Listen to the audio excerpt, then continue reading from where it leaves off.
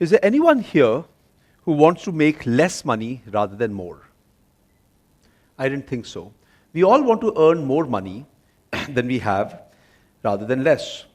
Today we are very proud that India is the fifth largest GDP, the fifth largest economy in the world, and the fastest growing large economy in the world. The economy is basically our ability to take raw materials like coal, oil, steel, cotton, and wood and convert it into things that people want to buy and use, like computers, cars, homes, furnitures, books, and medicines.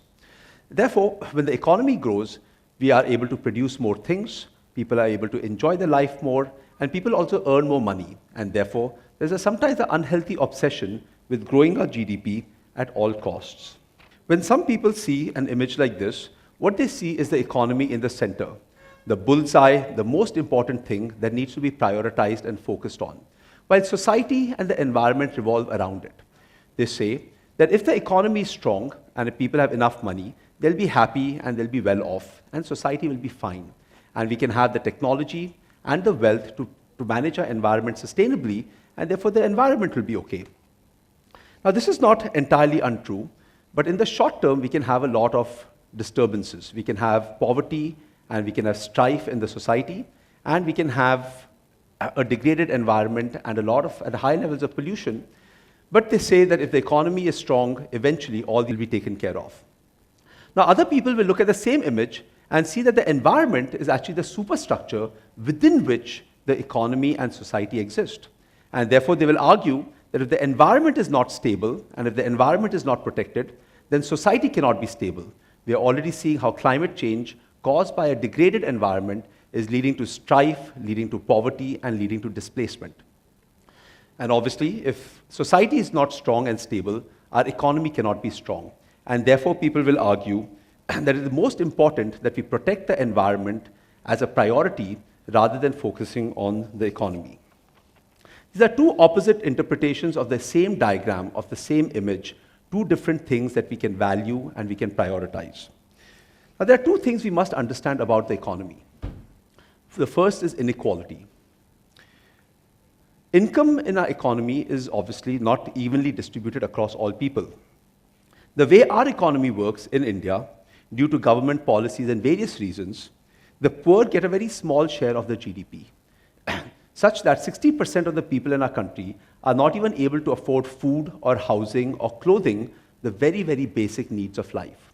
The middle class are more comfortably off, but they often tend to be stressed, working very hard, trying to improve the quality of life and trying to create a better future for their children. While the rich get the largest share of the GDP, and they have more money and more wealth than they could ever possibly use. So even though India today is the fifth largest GDP or the fifth largest economy in the world, we are 124th when it comes to income per person because of our large population. Right? Each of the 15 richest people in our country have more wealth than 40 million poor Indians. And 60% of our population, or almost 700 million people, depend on free food from the government just to get by in their daily lives. And this inequality is increasing. And as the GDP grows, it is not benefiting everyone equally. Now, the second thing about GDP growth is that it causes pollution and environmental degradation. Right? We cut forests, we pollute our rivers and lakes, we build over wetlands, as we try to expand our cities, build more factories, and extract more resources to grow the economy. So every year we emit more pollution, we create more garbage in the process of growing our GDP, and all this speeds up climate change, and every day we see headlines about forest fires, about floods, about droughts, and about heat waves, which are accelerating each and every year. So economic growth is making some people very rich and leaving a lot of people vulnerable and poor, and it is damaging the environment in ways that hurt our day-to-day lives. This is not a situation about the future, it is happening today. Now, we can see this right here in Mumbai, where wealth, tremendous wealth and poverty exist side by side, and the environment is such that it is actually unhealthy or unsafe for human life. So what can we do about this? We can change our priorities away from simply growing the economy or expanding the GDP and focusing instead on the well-being or the happiness of all people. Kate Raworth, an economist at Oxford University, set out to do just this when she created her donut economics model. She says that our first goal, our first priority, should be to ensure that every person has the 12 basic needs of having a decent quality of life. This includes things like food, water, housing, but also includes things like gender equality, political voice, access to education and healthcare, and work and income and social equality. Okay? Now, if you were able to provide this to all people, wouldn't that take care of the inequality that we see around us? Instead, in a city which has so many resources and opportunities and so much wealth, 52% of our population lives in slums like these. Yeah? 11 million Mumbaikars live in slums, and 250,000 people are homeless.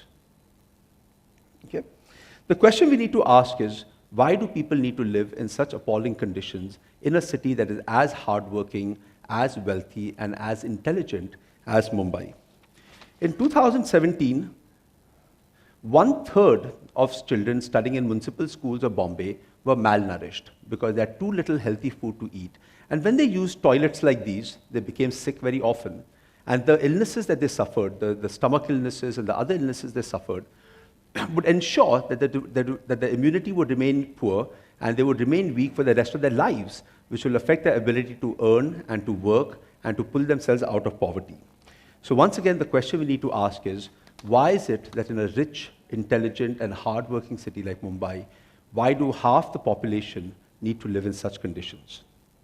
Now, on the other hand, Kate also says that our second goal is to make sure that we remain within the 9 planetary boundaries of Earth. This addresses the second problem of GDP growth, which is environmental pollution. This includes things like making sure the air and water are clean, that we have enough biodiversity and we protect our forests, and we manage materials carefully so that we do not pollute the Earth. Mumbai is today the second noisiest city in the world, and noise affects all of our health. Imagine the plight of those who drive auto rickshaws or who live near the road, because noise pollution, it makes us stressed out, it increases our blood pressure, it creates cardiac problems, and it's a wide variety of health problems that we don't even understand today. Air pollution has also become a problem in Mumbai. This photo is across the ceiling, just 2.5 kilometers from Bandra to Worli, and you can barely see anything is there at 11 o'clock in the morning in January. But the other result is that children have more asthma and breathing problems, and they suffer with these problems for the rest of their lives. We also send 8,000 tons of waste every day to landfills, just our city. And we discharge millions of liters of untreated sewage into our oceans, so that it is actually unsafe to take a swim on any of the beautiful beaches that our city is endowed with. Now, there are ways to address these problems. There are successful models for waste management, segregated waste management, so that only 10% of the waste would go to landfills and not 80%. We can design buildings to be cooler, so that even those who cannot afford air conditioning can have a cool environment. Imagine children sitting in municipal schools where the temperature inside the classroom is 40 degrees Celsius. It's not just impossible for them to focus on their studies and learn, but it is actually bad for their organs and bad for their health and leads to premature death. We can take spaces like this, large parking lots that become hot and which are wet in the monsoons, and build structures over them. In fact, we can build structures even over the roads, the big roads of Bombay, and build gardens and urban farms above, so that we can feed our city, we can clean our city, we can beautify our city, and we can have a much nicer environment and a much healthier population. So now there are various solutions that can bring Mumbai into the donut. The green zone in the middle is when all the 12 basic needs of every human being are met without exceeding the planetary or the environmental boundaries. Now today we have solutions. We have solutions and technology that can help us get there. So if we have the money, if we have the technology, and if we have the ideas, why is it that we are not doing this? Why does Mumbai look and feel the way it does? I would argue that it is our collective will and our collective desire to see this happen which prevents us from being inside the donut. Today, we are a city of individuals who are trying to make our own lives better, and not a community that looks out for everybody and tries to improve collective well-being. To create this collective will and to pursue this collective well-being, we first need to change our goal. We need to change our vision, and we need to change our priorities. Instead of focusing on only improving income, which as we know does not help everybody and has a lot of negative side consequences, we need to focus on improving our well-being and we need to focus on our happiness.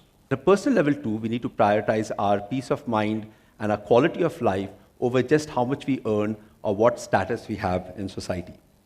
Today, our ecosystem drives us to buy more. We see advertisements, there are celebrity endorsements, there's social media, and it pushes us to buy more, to consume more, and to show status through what we have or where we visit or what we do. And this is really unhealthy, and it is causing a lot of problems, not just climate change, but also mental stress and all sorts of competitive behaviors that are not healthy for us as a society.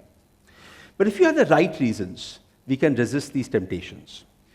Is more stuff really what we want when we understand and recognize that it is causing pain to other people and to the environment around us? I believe that we can choose differently. I believe that we can choose more wisely, and I believe we can choose more responsibly. So there are three specific suggestions, three specific ideas that I would like to put out for you today, although there are many other things that you should be doing.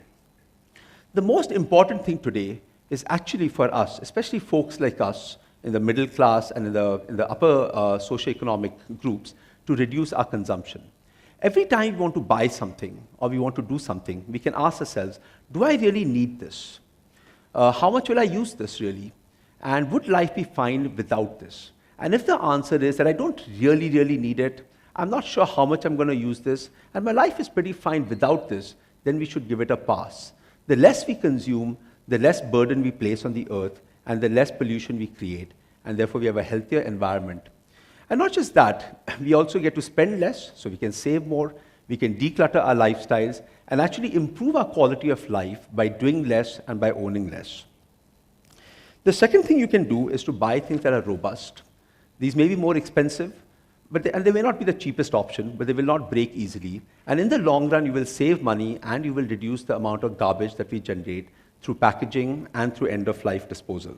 We can repair things that are broken or torn and extend their lifespan instead of throwing things away the moment they stop working or doing what they're supposed to do. And lastly, when we are finished using something, we can think, is there somebody else who can use this? Instead of throwing it in the garbage, can we have it recycled, reused, or upcycled? It may take some effort to find where we can give these things or who can use it, but that effort of if we understand the effect of what we are doing to the earth and to other people, I think we will take the effort to do this.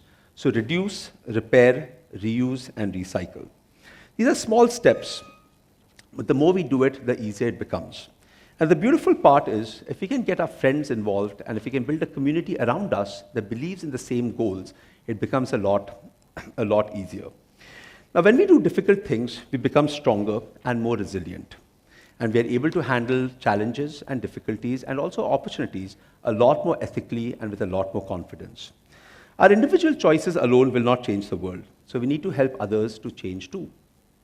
There's an inspiring story about a young girl in Sweden who, through her determination and through her gumption, created a global movement around climate change and helped millions of people, or hundreds of millions of people, young and not so young, to wake up to what is actually happening around us. So when we recognize the interconnectedness of our society, our environment, and our economy, you too, all of us here, can be motivated to use our voice to become a more powerful voice and become an ethical leader at the city, at the national, and even at the international levels. If a young girl from Sweden can do it, what she showed us is that it is not easy, but it is possible. Every day, millions of people around the world do things that make our life possible. The building that we are living in, the electricity that we cannot live without, the transportation that we use, the food we eat. Every day, millions of people across the world, living and from the past, make our today's life possible. And therefore, when we understand this interconnectedness and how much we benefit from the world around us, we can make a commitment to serve the world back, to give back to the world, and through our work, to help make the world a better place in return. Yeah. Now, no matter what, for the young people here, no matter what career you choose or what you choose to study, and for the older folks, regardless of what career we are in, we don't have to be in social service or in politics or an environmentalist.